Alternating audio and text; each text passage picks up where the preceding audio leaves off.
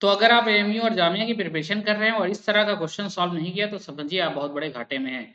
इस तरह का क्वेश्चन एएमयू और जामिया में और यहाँ तक कि खास करके बोर्ड एग्जाम में भी 3-4 बार आ चुका है और इस तरह का क्वेश्चन आप जरूर सॉल्व करिए। चलिए क्वेश्चन को शुरू करते हैं। Two poles of equal height are standing opposite to each other, मतलब कि on either side of a road which is 100 metre wide. एक 100 मीटर चौड़ी रोड है, ये बना दिया हमने 100 मीटर चौड़ी रोड।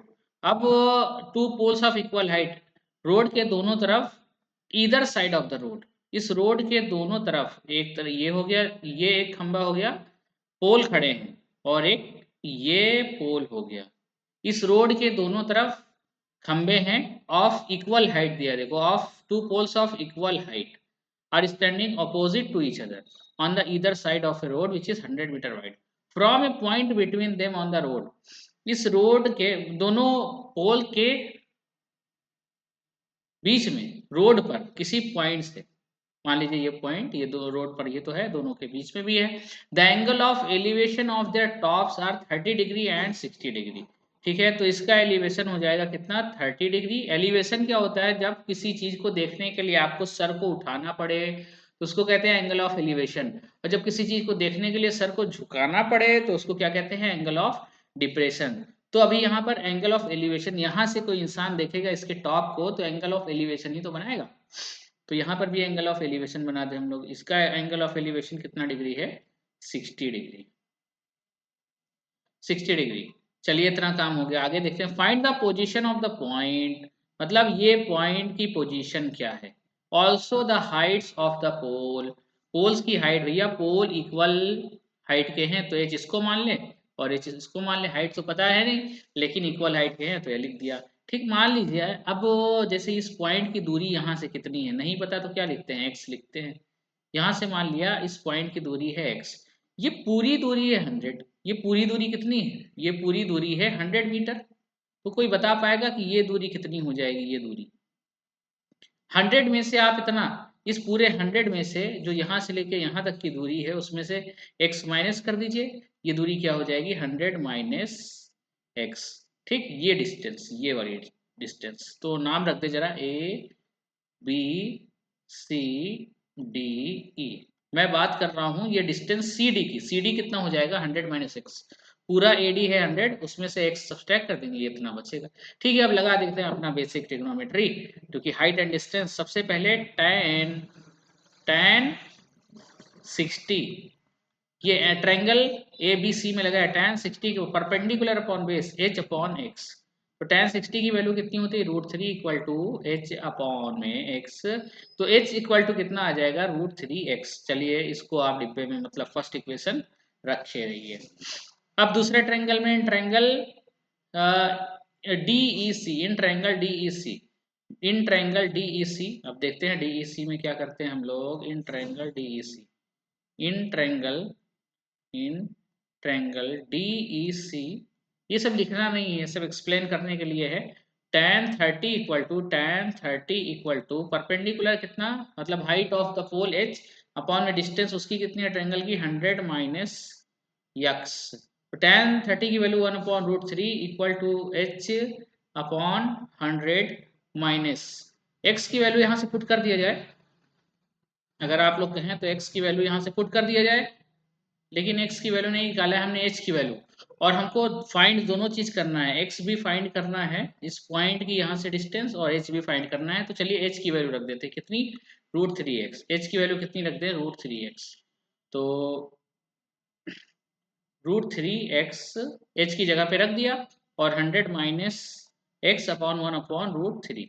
अब क्या करें, क्रॉस मल्टीप्लाई करते हैं, 100 माइनस एक्स, √3 को √3 से मल्टीप्लाई किया कितना आ गया, 3x। तो यहाँ पे 3x को इधर बुला लो, कितना हो जाएगा, 4x इक्वल टू 100। तो 4x इक्वल टू 100 आ गया, तो x इक्वल टू कितना आ जाएगा, 25 मीटर। चलिए देख लेते हैं x, उस पॉइंट की डिस्टेंस 25 मीटर आ गई है। क्या किसी ऑप्शन में है भैया, 25 metre, 25 metre. Find the position of the point, also position of the point also heights of the pole. बहुत सही है, सिर्फ एक ही ऑप्शन मैच कर रहा है, 25 मीटर। देखिए अच्छा, x आया है 25 मीटर, तो ये कितना हो जाएगा, यहाँ से यहाँ तक ये हो जाएगा 75। बड़ा ही सिंपल है, क्योंकि टोटल कितना है 100 है, तो ये आया है 25। तो दूसरा पॉइंट मतलब इस पॉइंट की ए से डिस्टेंस है 25 और इस पॉइंट की डी से डिस्टेंस है 75, इसलिए 75 ऑप्शन में। अब यही दोनों ऑप्शन मैच कर रहे हैं एक्स के लिए, तो ये सब तो मैच कर नहीं रहे हैं, तो ऑप्शन जाहिर सी बात है डी वाला ही आना चाहिए, तो डी वाला ही सही है। हमको एच निकालने की जरूरत नहीं है, और अगर एच निकालना है क्या, एक्स की जगह पे एक्स की जगह पे वैल्यू पुट कर दीजिए 25√3, बस √3 की वैल्यू पुट करिए, ये मिल जाएगा 43.25। तो पूरा सॉल्व नहीं करना है आपको, ऑप्शन से भी जा सकते हैं। ठीक, अगला क्वेश्चन करते हैं। The angle of depression of the top and the bottom of a 7 metre tall building. हाँ, angle of depression. Angle of depression क्या होता है, जब किसी चीज को देखने के लिए सर को झुकाना पड़े तो क्या बनता है, एंगल ऑफ डिप्रेशन बनता है। Two angles, the angles of depression of the top and bottom of 7 metre tall building from the top of a tower are 45 degree 60 degree.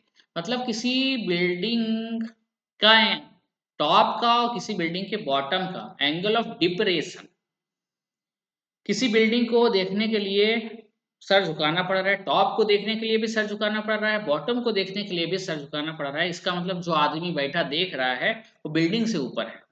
तो tower, from the top of a tower, tower के top से, तो इसका मतलब ये मान लेते हैं, चलिए टावर है, ये टावर है और ये क्या है, ये बिल्डिंग है। ठीक, क्योंकि टावर बड़ा है तभी तो यहाँ ये, और यहाँ पे आदमी बैठा है। ठीक, डिप्रेशन टॉप एंड बॉटम, पहले टॉप को देखेगा तो 45 डिग्री सर झुकाना पड़ेगा, और बॉटम को देखा तो 60 डिग्री सर झुकाना पड़ेगा। Find the height of the tower, tower की हाइट पूछा है। ठीक, तो एक बहुत अच्छी बात इसमें आपको पता होना चाहिए, जो भी यहाँ से देख रहा है वो बहुत सीधा इंसान है। सबसे पहले वो इतना सीधा है कि वो सब पहले सीधा ही देखेगा, सीधा देखेगा, उसके बाद बिल्डिंग के टॉप को देखेगा तो उसको कितना सर झुकाना पड़ रहा है, 45 डिग्री सर झुकाना पड़ रहा है। उसके बाद वो इंसान क्या कर रहा है, अब वहीं से सर नहीं झुका देगा, इसको मिला लेते हैं, वहीं से सर नहीं झुका देगा, अब फिर वो सीधा देखेगा, फिर वो यहाँ पे बैठ के सीधा देखेगा, उसके बाद सर झुकाएगा इस बॉटम को देखने के लिए। तो कितना डिग्री उसको सर झुकाना पड़ रहा है, 60 डिग्री। यहीं से 45 के बाद ही नहीं मोड़ दें, पहले सीधे देखेगा उसके बाद बॉटम को देखेगा, तो कितना सर झुकाना पड़ रहा है, 60 डिग्री। थोड़ा पेन को चेंज कर लेना चाहिए था, लेकिन चलिए कोई बात नहीं। ठीक, 60 डिग्री, ये हो गया 60 डिग्री, ये हो गया 60 डिग्री। ठीक, तो अब नाम रख देते हैं जरा, ए बी सी डी और ई।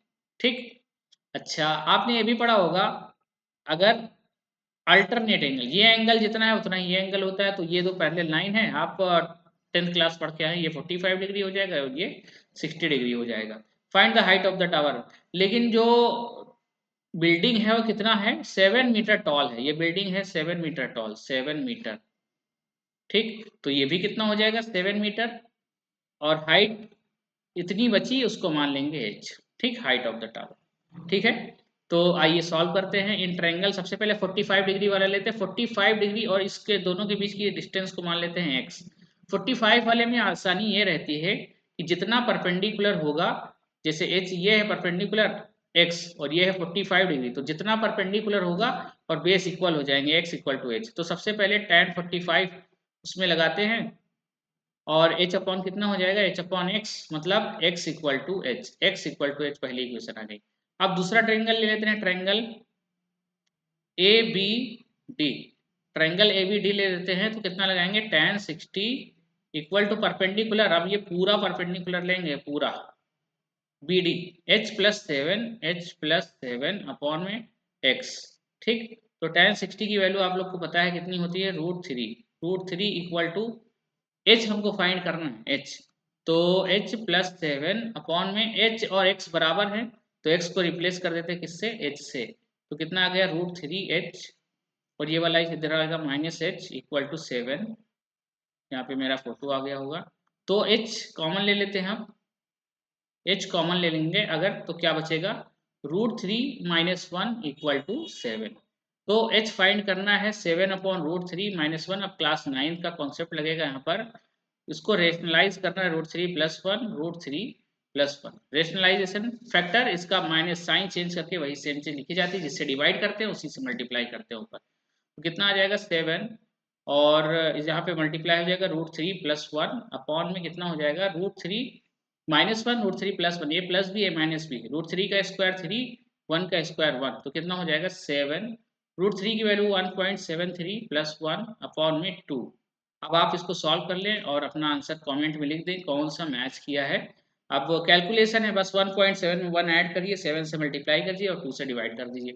कौन सा मैच करेगा आप लोग यहाँ पर ऑप्शन बताएंगे कमेंट में, ABCD कमेंट करेंगे। ठीक है, कैलकुलेशन बची है बस। अगला क्वेश्चन करते हैं। The angle of elevation of the top of a hill at the foot of the tower is 60 degree and the angle of elevation top the top from foot of the हिल। सबसे पहले थोड़ा थोड़ा टुकड़ों में बांटते हैं क्वेश्चन को। The angle of elevation of the top of a hill, मतलब एक पहाड़ है, ये मान लीजिए पहाड़ है, ये हिल है। The angle of elevation of the top of a hill, कहाँ से इस ये हिल है, इसके टॉप का एंगल ऑफ एलिवेशन कहाँ से, from the foot of a tower, एक टावर के फुट से कितना है 60 डिग्री।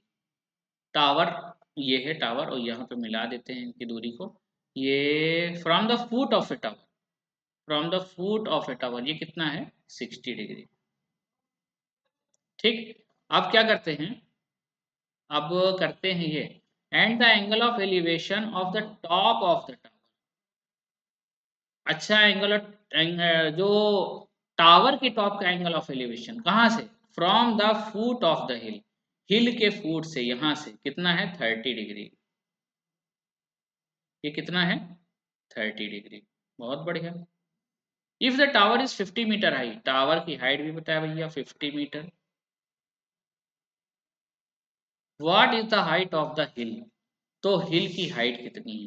थोड़ा इसको मैच करा लेते हैं यहाँ से, कि मतलब ये डिस्टेंस भी कितनी होगी 50 होगी, क्योंकि 50 मीटर हाइट टावर है, और इसको मान लेते हैं ये इतना सा h हाइट। ठीक, और इसको लिख लेते हैं क्या x। ठीक है, हमको मुद्दा क्या है हमारा, what is the height of the hill, hill. अच्छा हाँ, ध्यान रखिएगा हाइट ऑफ द हिल पूरा है h + 50, तो आपका जितना h आएगा उसमें 50 ऐड करना पड़ेगा। h अगर आपने फाइंड कर दिया तो h तो खाली इतना है, h तो खाली इतना माना है आपने, लेकिन हाइट ऑफ द हिल कितनी है पूरी, यहाँ से नाम रख देते हैं ABCD और यहाँ पे छोटा सा e, पूरी है DC है, वो पूरी हाइट ऑफ द हिल है। तो इस बात का ध्यान रखेंगे, h वाला आंसर नहीं मार के चले आएंगे, गलत हो जाएगा। ठीक है, तो अब हम लोग करते हैं tan, किसी भी ट्रायंगल में हम लोग लगा सकते हैं। tan 30 पहले लेते हैं, tan 30 के लिए ABC परपेंडिकुलर है 50, बेस है x, tan 30 की value 1/√3 equal to 50 upon x, तो x इक्वल टू कितना आ गया 50√3।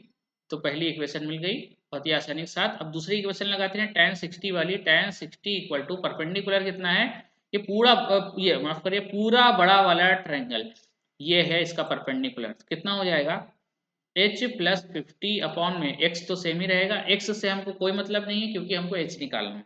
ठीक, वो x से मतलब रखना भी नहीं चाहिए। ठीक, √3 इक्वल टू h + 50 अपॉन में x कितना है 50√3। ठीक, अब h निकालना है, तो इस 50√3 को इस √3 से मल्टीप्लाई कर देंगे, कितना हो जाएगा 50√3 को उससे मल्टीप्लाई कर देंगे तो 50 × 3, और साथ में क्या था, साथ में क्या था h + 50, h + 50, h + 50। ठीक, तो यहाँ से 50, 150 - 50 इक्वल टू h, कितना आया h इक्वल टू कितना आ गया 100 आ गया। लेकिन हाँ ध्यान रखिए 100 ऑप्शन में है क्या, देखिए 100 ऑप्शन में ही नहीं है, चलिए बच गए आप लोग, 100 ऑप्शन में नहीं है। लेकिन हाँ ध्यान रखें h की वैल्यू आई है कितनी, h की वैल्यू आई है, h की वैल्यू आई है 100, तो खाली इतना 100 आया हो, बाकी इतना ऐड भी तो करना पड़ेगा 50, तो +50, total height of the hill कितनी आ जाएगी 150। Option number B is correct. ठीक, अगला क्वेश्चन, उम्मीद है कि समझ में आया, वीडियो को लाइक कर दें, अपने दोस्तों में शेयर कर दें, और जो MU की तैयारी कर रहे हैं, कोर्स लेना चाहते हैं तो कॉन्टेक्ट कर सकते हैं। The upper part of the tree, ये क्वेश्चन बहुत बढ़िया क्वेश्चन है, और ये क्वेश्चन NCERT का है, NCERT का क्वेश्चन है। The upper part of the tree is broken by the wind makes at an angle of 45 degree. मतलब ये कोई ट्री है, चलिए ये कोई ट्री है, अपर part of the tree broken by the wind, हवा चली और वो विंड मेक्स एंड ब्रोक, मतलब ये जो ऊपर का पार्ट टूटा ये पेड़ का हवा से, ये 45 डिग्री विद द ग्राउंड, मतलब ये जो टूटा तो इसने जमीन के साथ 45 डिग्री एंगल बना लिया। ये देखिए, ये पेड़ टूटने के बाद 45 डिग्री एंगल बना लिया। The top of the tree touches the ground at a distance of 8 metre from its base, मतलब ये जो पेड़ का जो बेस था, इसका ऊपर वाला पार्ट जो जब टूटने के बाद ग्राउंड को टच किया तो वो बेस से कितनी दूरी पर था, 8 मीटर पर था। इंग्लिश आपको समझ में आना चाहिए, तभी आप हाइट एंड डिस्टेंस के क्वेश्चन आसानी से कर सकते हैं। The height of the remaining part of the tree, जो बचा हुआ पार्ट है ये, उसकी हाइट कितनी है, तो इसको मान लेते हैं कितना, h मान लेते हैं, और इसको मान लेते हैं कितना, x मान लेते हैं। अब हाँ, अब देखिए ध्यान रखें आप लोग, हमको फाइंड क्या करना है, h फाइंड करना है, h फाइंड करना है। तो बहुत आसान हो गया, h फाइंड करना है। अगर total height of the tree पूछता, अभी देखिए आपको सॉल्व करके दिखा रहे हैं। रिमेनिंग पार्ट आपको अभी बताया था, अगर ये एंगल 45 डिग्री है तो जितना परपेंडिकुलर होगा उतना ही बेस होगा, तो h इक्वल टू, तो 8 ऐसे ही साफ साफ दिख रहा है। Remaining part of the tree, the height of the remaining part, मतलब जो पार्ट पेड़ का खड़ा हुआ है जमीन पर, रिमेनिंग है, बचा हुआ जो टूटा नहीं है, उसकी हाइट कितनी है, तो साफ साफ आ गया 8 मीटर। लेकिन ये सवाल टफ बन जाता है कब, जब पूछा find the total height of the tree, तो टोटल हाइट के लिए ये x भी तो फाइंड करना पड़ता, और x फाइंड करने के लिए हमारे पास क्या है, बेस है और हाइपोटेनस है। इस राइट एंगल ट्रायंगल में बेस है और हाइपोटेनस है, तो हमको क्या लगाना पड़ता, cos 45 डिग्री लगाना पड़ता। cos 45 base perpendicular upon hypotenuse, sine होता है base upon hypotenuse, 8 upon x. cos 45 की value 1 upon root two equal to 8 upon x, तो यहाँ से x फाइंड कर लेते, कितना आता है 8 रूट टू, एक्स फाइंड करते और उसमें h ऐड कर देते, वही total height of the tree हो जाती। ठीक है, तो इस तरह का कॉन्सेप्ट भी अगला हो सकता है, अगले साल ये वाला आ जाए कि find the total height of the tree. ठीक है, इस तरह से आप लोग सॉल्व करेंगे। चलिए करते हैं अगला क्वेश्चन और लास्ट क्वेश्चन। अगर समझ में आ रहा है तो वीडियो को लाइक कर दें, मेरे चैनल को सब्सक्राइब कर लें, और इसी तरह की एकदम conceptual 10th class 9th class किसी का भी आप क्लास लेना चाहते हैं, मतलब कि कोर्स लेना चाहते हैं या फिर लाइव क्लासेस लेना चाहते हैं, तो आप कांटेक्ट कर सकते हैं। बहुत ही बढ़िया से एक्सप्लेन करके समझाया जाता है और आप अपना डाउट भी पूछ सकते हैं। चलिए अगला question, the angle of elevation of the top of a tower from the points at a distance A and B from the base and the same straight line with are complementary. थोड़ा बहुत ही tricky question, बहुत ही शानदार question. ये एक क्या है, top of a tower, the angle of elevation of the top of a tower from two point at a distance A and B from the base. अच्छा same ये मान लीजिए, चलिए ठीक है, ये ए है, ये पॉइंट क्या है, ये डिस्टेंस ए है, यहाँ से जो एंगल ऑफ एलिवेशन है उसको हम लोग मान लेते हैं क्या, अल्फा मान लें, अगर आप कहें तो अल्फा मान लें, और बेस से बी डिस्टेंस पर and the B distance A and distance B from the base, ये बी डिस्टेंस पर ये एंगल कितना मान लेते हैं, बीटा। तो इसमें मजे की बात यह है कि जो same straight line with it are complementary, complementary angle क्या होते हैं, दो ऐसे एंगल जिनको सम कर दिया जाए तो कितना हो जाए, 90 डिग्री हो जाए। तो यहाँ पर एक सिंपल सा कॉन्सेप्ट आ गया, alpha plus beta equal to कितना, 90 डिग्री, क्योंकि कॉम्प्लीमेंट्री है। और ये डिस्टेंस कितनी है, बी है, बी। ठीक, और ये डिस्टेंस कितनी है, ए है, इसको मान लेते हैं height H. Find the height of the tower, काफी ट्रिकी क्वेश्चन, 10th क्लास में ऐसा क्वेश्चन आपने नहीं किया होगा। Find the height of the tower, tower की हमको क्या फाइंड करना है, हाइट फाइंड करना है। तो टावर की हाइट फाइंड करने के लिए नाम रखते हैं ABCD, ABCD पहली बात। तो पहले tan अल्फा वाला ट्रायंगल ले लें, tan अल्फा इक्वल टू क्या होता है, परपेंडिकुलर अपॉन बेस, मतलब h अपॉन ए। तो tan बीटा आप ले लें, tan beta equal to perpendicular है, बेस है कितना, अब बी। तो दो इक्वेशन हो गई tan अल्फा और tan बीटा की।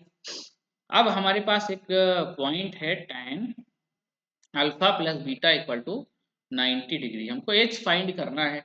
तो अल्फा बीटा की वैल्यू अगर पता चल जाए तो भी हो सकता है, लेकिन देखिए क्या करते हैं हम लोग। अब यहाँ पे लगेगा 11th क्लास का एक फॉर्मूला, बोथ साइड tan लेने पर, बोथ साइड अगर जब हम लोग tan ले लेते हैं, tan alpha plus beta equal to tan 90, tan 90, tan 90 की वैल्यू कितनी होती है आपको पता होगा, tan 90 इक्वल टू होता है इनफाइनाइट, इनफाइनाइट। और एक फॉर्मूला लिखना पड़ेगा 11th क्लास का आप लोग के लिए। क्या इसीलिए कहते हैं अगर 11th क्लास की प्रिपरेशन कर रहे हैं तो 11th क्लास के इंट्रोडक्टरी चैप्टर आपको आने चाहिए। tan a प्लस बी मतलब अल्फा प्लस बीटा का फॉर्मूला होता है tan alpha plus tan beta upon 1 minus tan alpha और tan बीटा। ये फॉर्मूला होता है tan अल्फा प्लस बीटा या tan a प्लस बी। अभी हमारे लिए tan अल्फा प्लस बीटा जो लिखा है tan अल्फा प्लस बीटा, अभी ऊपर लिखा है ऊपर वाली स्लाइड में, ये देखिए ऊपर वाली स्लाइड में tan alpha plus beta, tan alpha plus beta equal to कितना, tan 90 की वैल्यू कितनी है, इनफाइनाइट। इनफाइनाइट का मतलब अगर ये इनफाइनाइट लाना है, एक मिनट, इक्वल टू कितना है, इनफाइनाइट, इसकी वैल्यू ये लिख दी इनफाइनाइट। आपको पता है जब भी किसी नंबर का या भी जब भी किसी चीज का डिनोमिनेटर जीरो होता है तो उसी की वैल्यू कितनी होती है, इनफाइनाइट। इसका मतलब ये वैल्यू क्या होगी, जीरो होनी चाहिए, तभी तो इनफाइनाइट आंसर आएगा। तो क्या लिखते हैं हम लोग, one minus tan alpha tan beta equal to क्या, जीरो। ये वैल्यू जो है पूरी जीरो है, तभी आंसर क्या है, इनफाइनाइट। तो यहाँ से मिल क्या गया, tan alpha tan beta equal to, ये वन उधर जाएगा तो क्या हो जाएगा, -1, और माइनस माइनस कैंसिल होकर 1। tan अल्फा की वैल्यू है हमारे पास h अपॉन a, और tan बीटा की वैल्यू कितनी है, h upon b equal to 1। तो h और h को मल्टीप्लाई करें, h स्क्वायर हो गया इक्वल टू ए बी। और देखिए आंसर अब आ गया है, h इक्वल टू कितना आ गया, √ab। बहुत ही बढ़िया शानदार कंसेप्चुअल क्वेश्चन ये था, मजा आ गया होगा आप लोग को करके सॉल्व। तो देखिए कौन सा आंसर सही आ रहा है, answer number D is correct. तो उम्मीद है कि सारे क्वेश्चन बहुत समझ में आए होंगे। अगर और भी इसी तरह की सीरीज चल चुकी है, पॉलिनोमियल और linear equation, trigonometry, coordinate geometry, सारे चैप्टर पढ़ाए जा चुके हैं। आप लोग जाकर तैयारी कीजिए। मेरी वीडियो को देखने के लिए थैंक यू। मेरे चैनल को सब्सक्राइब कर लें, लाइक कर दें, अपने दोस्तों में शेयर कर दें, और एक प्यारा सा कमेंट कर दें, उससे वीडियो बनाने के लिए थोड़ा प्रोत्साहन मिलता है। और मेरे व्हाट्सएप चैनल को फॉलो कर लें, जिससे कि आपको PYQ मिल जाएंगे, लगभग 100 के ऊपर PYQ का PDF मिल जाएगा AMU और जामिया के, जो 11th क्लास के एंट्रेंस के लिए है। लिंक डिस्क्रिप्शन में गिवन है, आप वहां जाकर देख सकते हैं। Thank you.